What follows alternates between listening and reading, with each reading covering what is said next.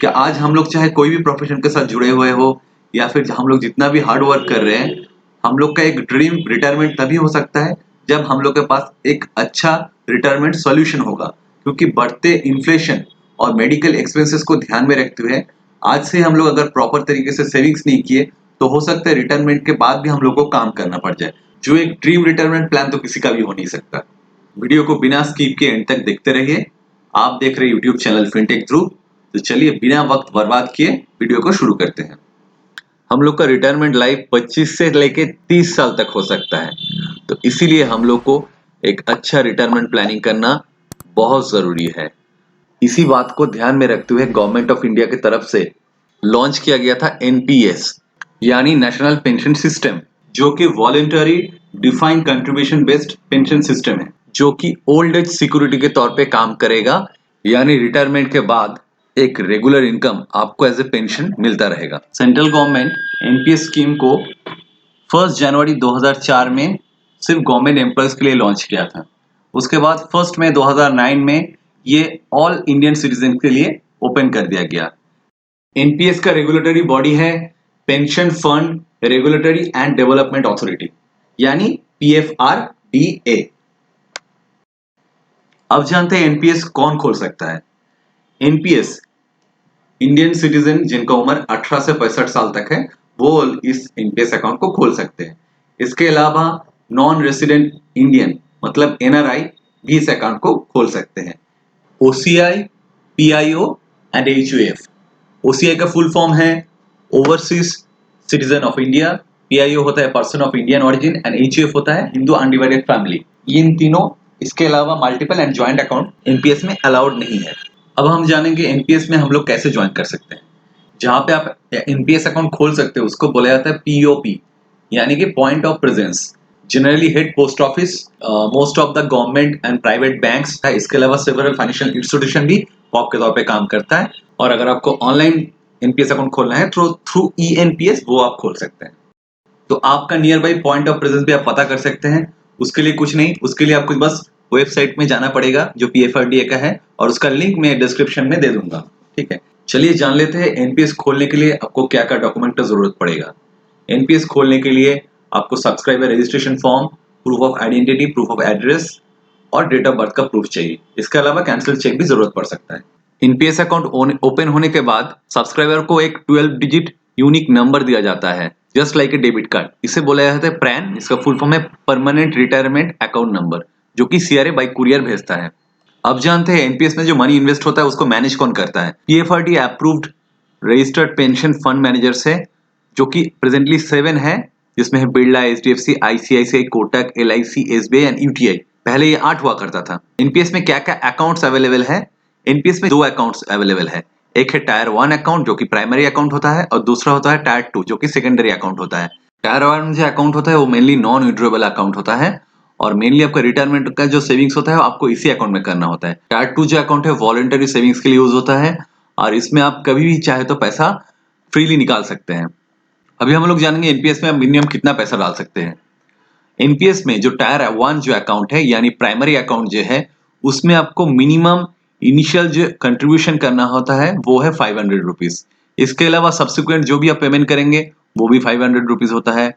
Yearly आपको जो minimum contribution इसमें करना है वो एटलीस्ट होना चाहिए 1000 रुपीज और इसके अलावा मिनिमम एक कंट्रीब्यूशन आपको साल में करना होता है। आप जानते हैं टायर 2 के कंट्रीब्यूशन के बारे में, जो कि सेकेंडरी अकाउंट होता है। इसमें मिनिमम इनिशियल कंट्रीब्यूशन किया जाता है 1000 रुपीज। उसके बाद मिनिमम सब्सिक्वेंट जो भी पेमेंट इसमें होता है वो होता है 250 रुपीज। टायर 1 की तरह इसमें मिनिमम कोई कंट्रीब्यूशन फ्रीक्वेंसी नहीं रहता है।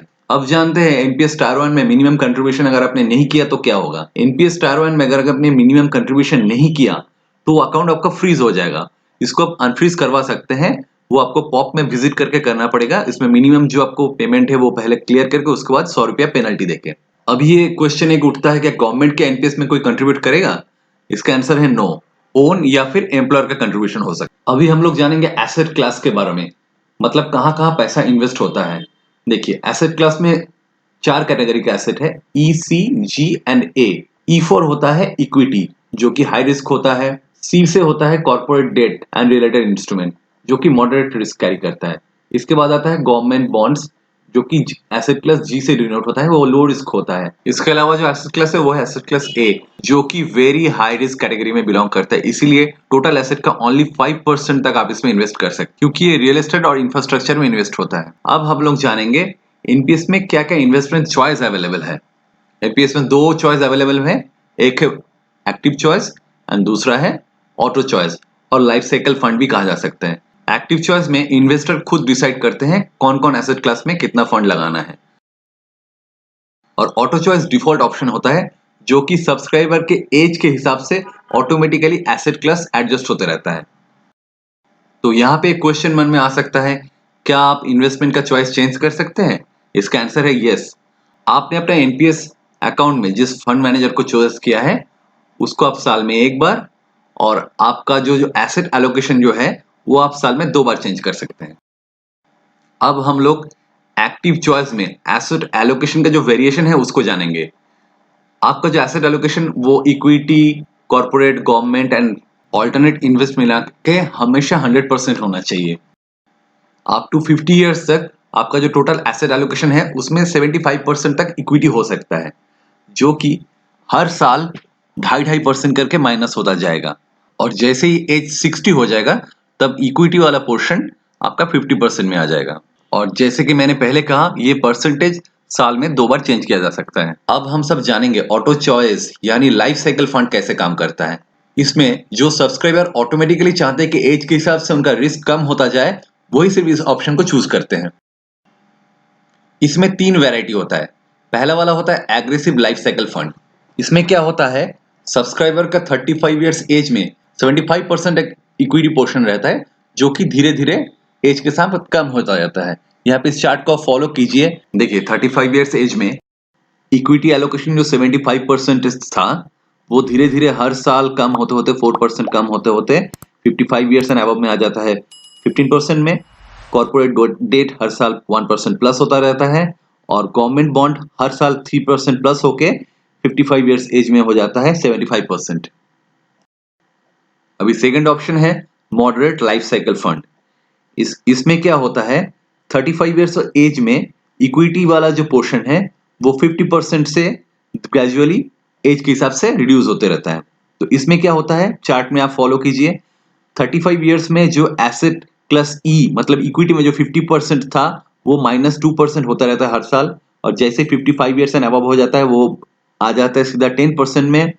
आपका जो कॉर्पोरेट डेट होता है वो -1% होता रहता है, और गवर्नमेंट जो आपका बॉन्ड होता है वो आपका हर साल 3% करके इंक्रीज होता रहता है, जो कि 55 इयर्स एंड अबव जब एज होता है तब वो 80% में पहुंच जाता है।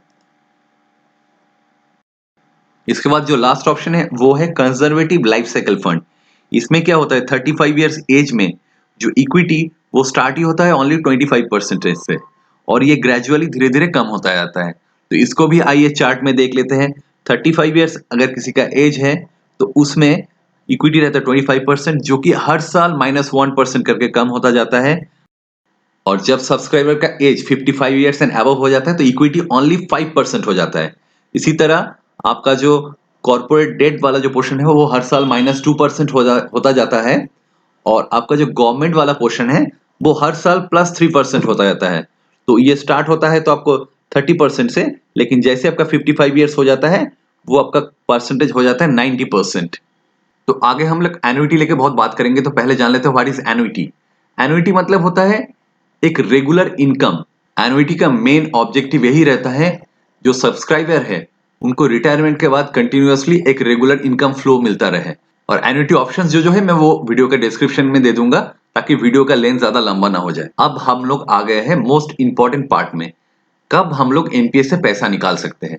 वैसे तो एक्सपेक्ट यही किया जाता है कि आप रिटायरमेंट तक इसमें पैसा रखें, मतलब 60 साल तक। इन जनरल सब्सक्राइबर एनपीएस से 10 साल कंप्लीट होने के बाद पैसा निकाल सकते हैं, और चाहे तो इसको डिफर भी कर सकते हैं, जो कि अप टू 70 इयर्स तक। तो उसका भी टाइप्स देख लेते हैं।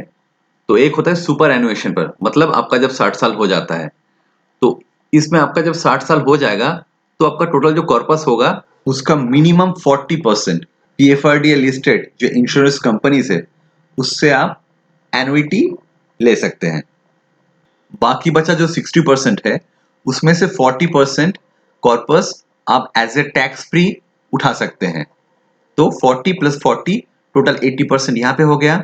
और इसके अलावा जो 20% है उसका आप एन्युटी भी ले सकते हैं या फिर उस पोर्शन को भी आप निकाल सकते हैं, लेकिन वो जो आपका एप्लीकेबल इनकम टैक्स स्लैब है उसके हिसाब से वो टैक्सेबल हो जाएगा। इसी हिसाब से टोटल 100% आप डिस्ट्रीब्यूट करके यूज कर सकते हैं। और अगर आपका टोटल कॉर्पस वैल्यू 2 लाख से नीचे होता है तो आप उससे 100% विड्रॉ कर सकते हैं। सुपर एनुएशन के बाद हम लोग जानेंगे प्री मैच्योर एग्जिट या फिर वॉलंटरी रिटायरमेंट के बारे में। वॉलंटरी रिटायरमेंट या फिर प्री मैच्योर एग्जिट ये तभी पॉसिबल होता है जब आपका एनपीएस का उम्र 10 साल हो जाता है। इसमें मिनिमम आपको 80% एनुटाइजेशन में जाना पड़ेगा और आपका जो मैक्सिमम आप इसमें विड्रॉ कर सकते हैं वो है 20% आपका टोटल कॉर्पस का। अगर आपका टोटल वैल्यू 1 लाख से नीचे है तो आप 100% ऐसे ही विड्रॉ कर सकते हैं। और लास्ट में आते हैं in case of death of subscriber. अगर सब्सक्राइबर का अगर डेथ हो जाता है किसी भी टाइम तो एंटायर एक्यूमुलेटेड वेल्थ जो क्रिएट होगा वो नॉमिनी या फिर लीगल हायर को दे दिया जाएगा। इसके बाद हम लोग बात करेंगे पार्शियल विड्रॉल को लेके। पार्शियल विड्रॉल आपका एनपीएस में अवेलेबल है आफ्टर 3 रेगुलर इन्वेस्टमेंट ईयर और इसमें आप टोटल कंट्रीब्यूशन का अप टू 25% तक ही सिर्फ निकाल सकते हैं। और टोटल सब्सक्रिप्शन का जो टेन्योर होगा उसमें से सिर्फ 3 बार ही आप निकाल सकते हैं इसमें पैसा। और कुछ सर्टेन कंडीशन में भी पैसा वो निकाल सकते हैं, जैसे कि हो गया कोई सीरियस इलनेस, चाइल्ड का एडुकेशन हो गया, वेडिंग हो गया, या फिर कोई बिल्डिंग परचेस करने के लिए या फिर बनाने के लिए या फिर कोई स्पेसिफिक मेडिकल ट्रीटमेंट के लिए आप पैसा निकाल सकते हैं। अब विड्रॉ करने के लिए कौन कौन सा डॉक्यूमेंट्स चाहिए वो भी जान लेते हैं। विड्रॉल के लिए हमको सबसे पहले चाहिए विड्रॉल फॉर्म, इसके अलावा original pan card, self attested ID and address proof और चाहिए कैंसिल चेक। अब हम लोग बात करेंगे एनपीएस का सबसे इंटरेस्टिंग फीचर को लेके जो है टैक्स बेनिफिट। एनपीएस एक ट्रिपल ई कैटेगरी प्रोडक्ट है। इसका मतलब है एग्जेम्प्ट, एग्जेम्प्ट एंड एग्जेम्प्ट। इसका मतलब इसमें आप जो इन्वेस्ट करोगे वो आपका टैक्स फ्री होता है, इसमें से जो आपको रिटर्न मिलेगा वो आपका टैक्स फ्री होगा, या फिर जो अमाउंट आप विड्रॉ करेंगे उसके ऊपर भी कोई टैक्स एप्लीकेबल नहीं होगा। अब मैक्सिमम कितना टैक्स बेनिफिट मिल सकता है वो भी देख लेते हैं। आपका जो ओन कंट्रीब्यूशन होगा total under section 80cc(d) section 1 में 1.5 लाख तक आप टैक्स छूट ले सकते हैं। उसके बाद अंडर 80cc(d) सेक्शन 1B में आप टू अनदर 50,000, मतलब टोटल टैक्स बेनिफिट आपको 2 लाख का यहाँ पे मिल जाएगा, जो कि बहुत अच्छा चीज है। इसका जो टैक्स बेनिफिट है वो जो टायर 1 का एनुअल ट्रांजैक्शन स्टेटमेंट है उसके थ्रू आप ले सकते हैं। अभी एम्प्लॉयर कंट्रीब्यूशन का अगर बात करें तो टोटल जो सैलरी है उसका 10% of basic plus DA under 80cc(d)(2) में ये छूट एनपीएस सब्सक्राइबर को मिल सकता है। लेकिन एक चीज इसमें टैक्सेबल है जो होता है एन्युटी। अब एन्युटी कैसे टैक्सेबल होता है उसको जानते हैं। जो एन्युटी आपको मिलेगा वो आपका इनकम के तौर पे ट्रीट होगा, तो आपका जो इनकम टैक्स स्लैब है उसके हिसाब से एन्युटी इनकम टैक्सेबल होगा। तो अभी तक हम लोग बात कर रहे थे सारा टायर 1 फीचर्स को लेके। अभी टायर 2 के बारे में हम लोग अंत में जान लेते हैं। एक्टिव टायर 1 अकाउंट अगर रहेगा तभी टायर 2 अकाउंट खोला जा सकता है। और ये टायर 2 काफी हद तक similar to ELSS and mutual fund. इसमें कोई लॉक इन नहीं रहता है, इसमें विड्रॉ कभी भी किया जा सकता है। तो म्यूचुअल फंड की तरह इसके लिक्विडिटी है, और जैसे म्यूचुअल फंड रिडीम्पशन पे उस पर टैक्स लगता है, इसमें भी कोई टैक्स बेनिफिट नहीं मिलता। टायर 2 से टायर 1 में फंड शिफ्ट करने का भी ऑप्शन है, लेकिन लास्ट फाइनेंशियल ईयर से इसमें कुछ चेंजेस लाया गया है। सेंट्रल गवर्नमेंट एम्प्लॉय चाहे तो मैक्सिमम 1.5 लाख रुपया टायर 2 में इन्वेस्ट करके बेनिफिट ले सकते हैं, लेकिन वो 3 साल के लिए लॉक इन हो जाएगा। और एनपीएस का पेंशन कैलकुलेशन को लेके मैं अगला वीडियो में इसके रिगार्डिंग बात करूंगा। और एनपीएस को लेके अगर कोई सवाल है और वीडियो कैसे लगा ये कमेंट सेक्शन में बताना मत भूलिएगा। और वीडियो अगर आपको यूजफुल और अच्छा लगा है तो इसे जरूर लाइक कीजिए एंड शेयर कीजिए। और जिन्होंने अभी तक सब्सक्राइब नहीं किया तो सब्सक्राइब करना मत भूलिएगा मेरे चैनल को। Thank you for watching. Tata.